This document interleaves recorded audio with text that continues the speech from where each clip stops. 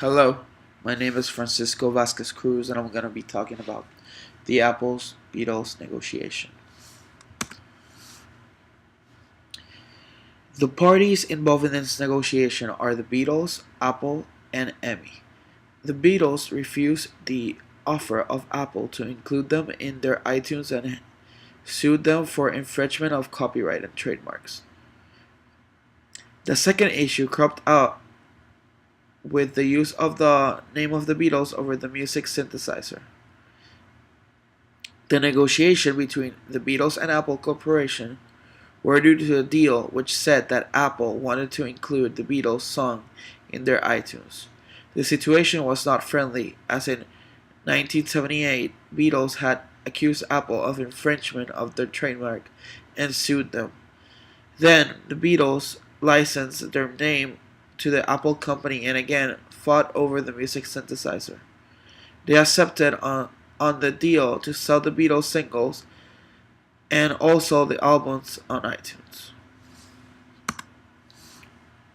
The tangible effects were that Apple, which has a huge market in the online music industry, wanted to include the Beatles in their portfolio, which would then increase their market share. Apple owns about 90% of their share of their online music market, and they wanted the Beatles in their list. The exclusion proved to be an embarrassment for the company. On the other hand, Beatles have been a band which have huge revenues from the sales of their CDs, this negating the online music revolution. The other part was that EMI Group, which had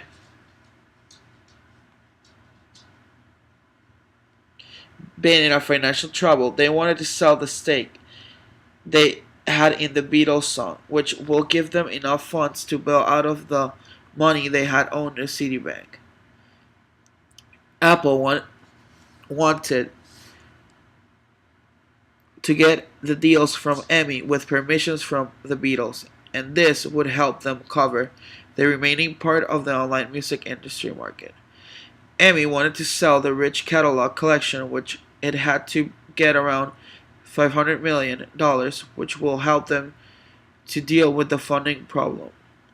The Beatles wanted to have the money which will be gained from such a deal, and this will be helpful to them to reinvest in other businesses. The three negotiation techniques which were used are mutual benefit. In the deal, both the parties had benefited.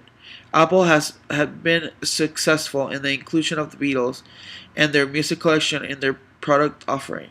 The prices which were paid to the Beatles were $1.29 per track, which was higher than the prices quoted in the market. The promotional base and the publicity it had obtained on the Beatles devices will be helpful to engage more customers which are now CD adverse. This is known as distributed thinking, and it helped both the parties expand their benefits. Objective criteria. Apple had been sued by the Beatles repeatedly and had paid several $1 million on the settlement. Apple did not get discouraged by it and stuck to the deal with the iTunes catalog of the Beatles song. Apple had also forced Beatles to license its own name with the name Beatles Apple Corps, which helped in the deals. Apple stayed objective and finally got the deal and did not emotionally about the happenings in the past, which helped in the profitability of the deals. Separating people from the problem, Neil Arsenal, who was the CEO of Apple, has been a childhood friend of the Beatles star Paul McCartney, which has given the deal an emotional twist.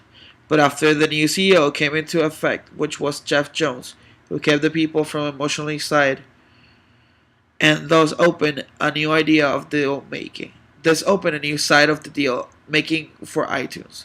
Apple and the Beatles have other businesses, which they do together, so a problem with the emotional side of the deal will disrupt other businesses, so the deal went on without the both being competitive and not holding grudges. It was this attitude which meant that the deal was profitable. The pricing negotiation went well, which has helped both the parties. This has helped Apple, which can also exert pressure on other artists and bands like AC/DC and Kid Rock. Beatles increased their relationship strength with Apple, which will help their other businesses.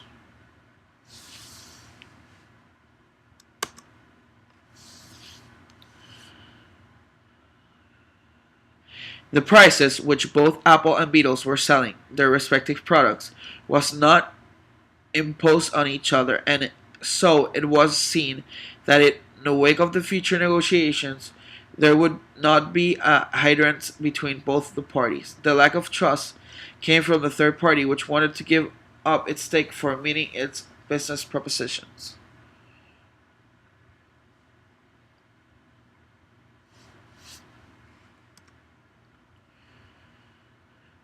The agreement was finalized, which was the sharing of the rights of the music albums and singles on the iTunes platform. This was done with the consent of the widow of John Lennon's widow, Yoko Ono, and other associates which were involved in the deal. The other hurdles were the earlier lawsuits, which had dented the confidence between the two parties. Their negotiations for a mutual benefit deal took a long time to settle, and so, after serious deliberations from Apple, iTunes, and Beatles Corporation, was a lot of deliberation for the deal, which went on this concept of negotiation parties. The deal was signed, which enables Apple iTunes to host Beatles and the Beatles to increase its presence on the online music market.